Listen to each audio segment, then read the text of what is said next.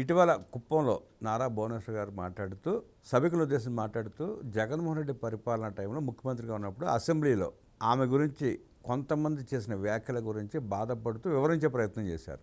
ఆనాడు నిజంగా అసెంబ్లీలో సన్నాసులు ఎలా మాట్లాడారో చూసాం మనం. రాష్ట్రం మొత్తం చూసింది, దేశం మొత్తం చూసింది.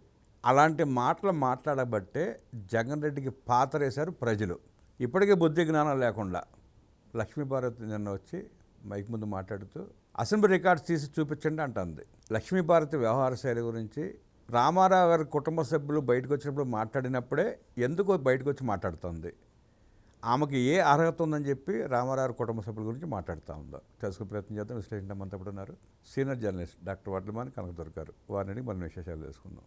నమస్తే మేడం. నమస్తే సార్. రామారావు గారి పిల్లలు లేదంటే అల్లుళ్ళు మాట్లాడినప్పుడే లక్ష్మీభారతి వచ్చి వాళ్ళ గురించి మాట్లాడుతూ ఉంటుంది. అంటే జగన్ రెడ్డి తోస్తే వచ్చి మాట్లాడుతుందా లేకపోతే తనే వచ్చి మాట్లాడుతుందా అర్థం కాదు, కానీ అసందర్భంగా అనవసరమైన విషయాలు మాట్లాడుతూ ఉంటుంది. భువనేశ్వర్ గారు స్పష్టంగా మొన్న ఒక కార్యక్రమంలో మాట్లాడుతూ అసెంబ్లీలో తన గురించి చేసిన వ్యాఖ్యల గురించి వాళ్ళకి చెప్పే ప్రయత్నం చేశారు. దాన్ని తప్పుపడుతూ ఆమె అబద్ధాలు చెబుతా ఉంది. అదే నిజమైతే అసెంబ్లీ రికార్డ్స్ బయట పెట్టాలంటుంది. ఎట్లా చూస్తారు ఆవిడ వ్యాఖ్యల్ని? అంటే ఇలాంటి వాళ్ళని ఏం చేస్తే మంచిదండి? ఉప్పు పాత్ర వేయాలా? మామూలుగా అయితే కోసి ఉప్పు పాత్ర వేయాలంటారు.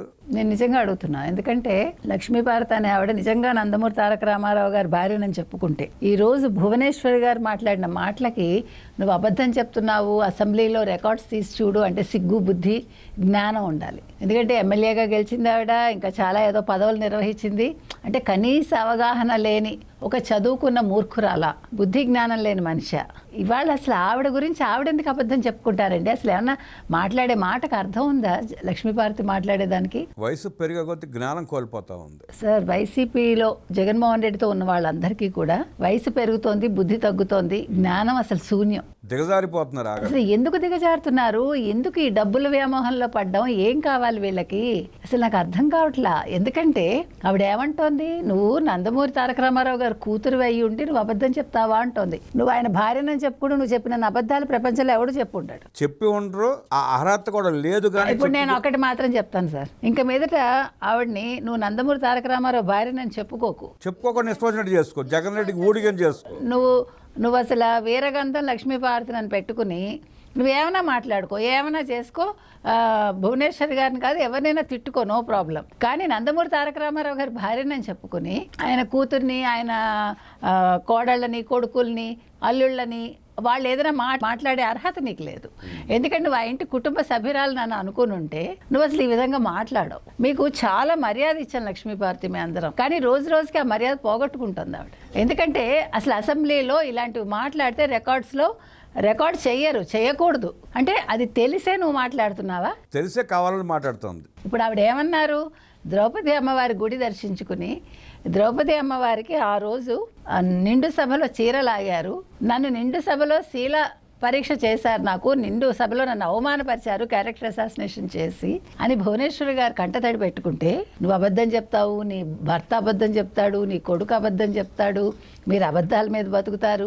ఏం మాట్లాడుతుంది ఆవిడ? అన్నం తింటుందా? ఈవిడ్ని ఎవరైనా ఒక మాట అంటే వెక్కి ఏడుస్తుంది మైకులు అన్ని ముందు పెట్టుకుని. సార్, నటనలో ఏదైనా అవార్డు ఇవ్వాలి అంటే అది లక్ష్మీభారతికే ఇవ్వండి. ఎందుకంటే నటించే నందమూరి తారక రామారావు గారి జీవితం అట్లా చేసింది. వాళ్ళు కూడా దిగదుడిపోయే వాళ్ళ ముందు అసలు ఎవడు పనికిరాడు సార్. ఆస్కార్ కూడా పనికిరాదు ఆవిడకి. మీరు ఏమన్నా అనుకోండి, నేను ఇంత ఇదిగా ఇప్పుడు నేను మాట్లాడలేదు. ఇప్పుడు కూడా నేను భువనేశ్వర్ గారు ఎవరో కూడా నాకు తెలీదు, కానీ నేను ఎందుకు మాట్లాడుతున్నా, సాటి మహిళగా మాట్లాడుతున్నా. నువ్వు సాటి మహిళగా మాట్లాడాలి, నువ్వు ఏ పార్టీలోనైనా ఉండు. ఆ రోజు రోజా మాట్లాడలేదు, ఆ రోజు సభలో ఉండే వైసీపీ మహిళలు ఎవరూ నోరెత్తలేదు. నువ్వు అంతకంటే నీచంగా ఉన్నావు ఇవాళ.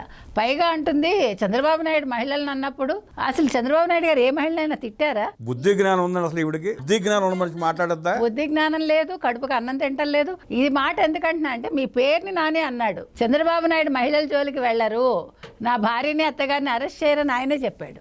దిక్కుమాలను ఏడుపు ఏడుస్తూ ఉంటుంది.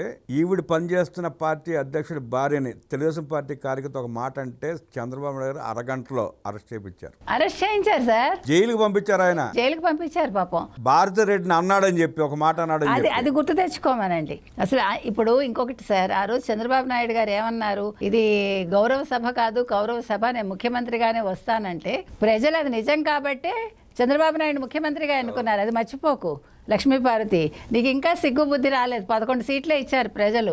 11 సీట్లకే ఇలా ఎగిరిపడుతూ ఇలా అబద్ధాలు చెప్తున్నారంటే, అన్నం తినేవాళ్ళు అయితే బుద్ధి జ్ఞానం సిగ్గుసారం ఉంటుంది. వీళ్ళు గడ్డి తినే మనుషులకి ఏముంటుంది? ఉండదు. సార్ ఇలాంటి వాళ్ళని ఏం చేసినా పాపం లేదండి. I'm sorry. ప్రజలు నిజంగా తెలుగు మహిళలు అయితే తిరగబడ్డానికి రెడీగా ఉన్నారు. ఈవిడ ఎక్కడైనా కనిపించిందంటే మాత్రం ఏదో చెప్తారు చూడండి, అడ్డంగా నరికేస్తాను. ఆ డైలాగ్ మాత్రం రెడీగా పెట్టుకుని ఉన్నారు వాళ్ళు. ఈవిడ నోరు అదుపులో పెట్టుకోకపోతే చాలా నష్టపోతుందండి ఆవిడ. ఇప్పటికైనా ఆవిడ అసలు పార్టీలు వదిలేసి నందమూరి తారక రామారావు గారి భార్యనని చెప్పుకోకుండా పుస్తకాలు రాసుకుంటూ ఓ మూల కూర్చోమనండి, అది మంచిది. ఇంకా జగన్మోహన్ రెడ్డి కూడిగం చేస్తూ ఇంకా నందమూరి తారక రామారావు గారి ఆత్మని ఘోష పెడుతోందండి ఆవిడ. అదొక్కటే బాధ. ఆయన పేరు ఎందుకండి? మహానుభావుడు వెళ్ళిపోయాడు, ఆయన పేరు తలవకుండా ఆయనతో జగన్మోహన్ రెడ్డిని పోల్చడం ఏంటండి? జగన్ రెడ్డి పని మనిషిని అని చెప్పుకుంటే సంతోషిస్తారు ఆ కార్యకర్తలంతా. నిజంగానండి, ఊడిగం చేస్తున్నానంటే కూడా బాధ లేదు.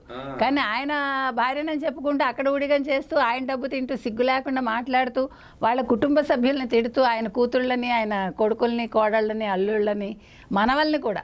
అసలు ఏం మనిషి అండి అసలు. ఇలాంటి వాళ్ళ గురించి మనం మాట్లాడాల్సి రావడం. కొంతమంది బియ్యం పుచ్చిపోతాయని పుడతారు. అంతేనండి, నిజం. అలాంటి కోవలో చెందిన వాళ్ళు వీళ్ళంతా. ఒక భూమికి ఇలాంటి వాళ్ళు భారమే, కానీ ఇంకా ఎంతకాలం భరించాలో ఈ ప్రజలు.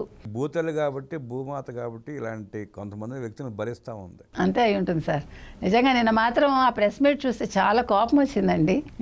అంటే ఆవిడ కనీసం ఒక మానవత్వం ఉండే ఒక మహిళ అయ్యి ఉంటే ఆవిడ అసలు నిన్న ప్రెస్ మీట్ పెట్టదు.